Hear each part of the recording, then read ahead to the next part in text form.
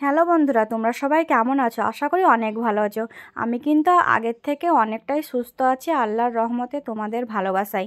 তো আজকে আমি কিছু রক্ত টেস্ট করতে দিব, সেই জন্য এখানে হাত পা ধুয়ে পরিষ্কার হয়ে নিচ্ছি। কারণ যিনি রক্ত নেবেন সেই দাদা এসে গেছে, তো ঘরে বসে আছে। আমি এখানে হাতটা পরিষ্কার করে একটু ধুয়ে যাচ্ছি। তো তোমরা প্রথম থেকে শেষ পর্যন্ত দেখতে থাকো, ভালো লাগবে।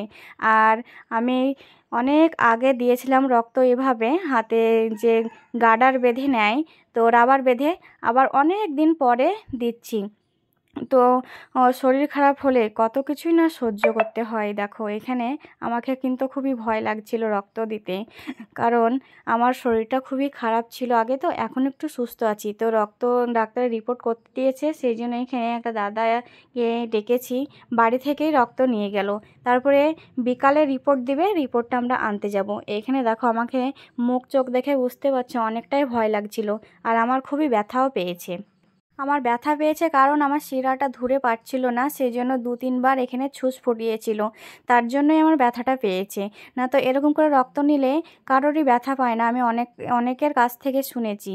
তারপরে দেখো এখানে রক্ত নিয়ে মাথা ঘোরাটা সম্পূর্ণই ভালো হয়ে গেছে, আর ঘাড়ের ব্যথা, হাতের ব্যথা একটু আছে। তো ওই সামান্য ব্যথাটুকু আমার ব্যায়ামের মধ্যে ভালো হয়ে যাবে। তো এই যে এখানে রক্ত নিচ্ছে, তারপরে বললো বিকালে রিপোর্টটা আনতে যেতে বললো। তো সেই মতোই আমরা রেডি হয়ে বিকালে মিমির পাপার আমি মিমিকে বাড়িতে রেখে রিপোর্টটা আনতে যাব। তো এখানে দেখো আমার প্রচণ্ড ব্যথা পেয়েছে, আমার মুখ দেখে বুঝতেই পারছো এখানে মিমির পাপা আমাকে হাসাচ্ছে। তারপরে দেখো এখন বিকেল 4টে মতো বাজে, তো একদম রেডি হয়ে আমরা রিপোর্টটা আনতে চলে এসেছি। আমাকে কিন্তু খুবই ভয় লাগছিল রিপোর্টে কি ধরা পড়বে না পড়বে বলে। তো এখানে মিমির বাবা বলছিল কোনো ভয়ের কারণ নেই, তোমার রিপোর্ট নর্মালি আসবে। তাও আমাকে ভয় লাগছিল, না জানা জিনিস বেশি ভয় লাগে।